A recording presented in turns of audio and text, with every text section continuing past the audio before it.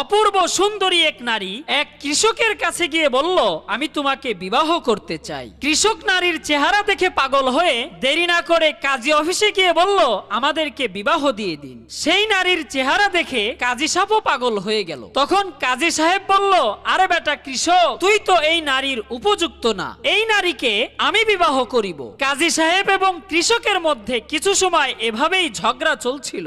এক পর্যায়ে কৃষক এবং কাজী সাহেব বিচার নিয়ে গেল বাদশাহের দরবারে। সুন্দরী নারীর চেহারা দেখে বাদশাহ নিজেও পাগল হয়ে গেল। তখন বাদশাহ বললেন, তোমরা দুজনই এই নারীর অযোগ্য, এই নারীকে আমি নিজেই বিয়ে করব। তখন নারীকে বলা হলো, তুমি সিদ্ধান্ত দাও, তুমি কাকে বিবাহ করিবে। নারী সিদ্ধান্ত দিল, তোমাদের মধ্যে যে আমাকে দৌড়ে ধরতে পারবে আমি তাকেই বিবাহ করব। এবার নারী দৌড় দিল, পিছে পিছে কৃষক, কাজী সাহেব ও বাদশাহ দৌড় দিল।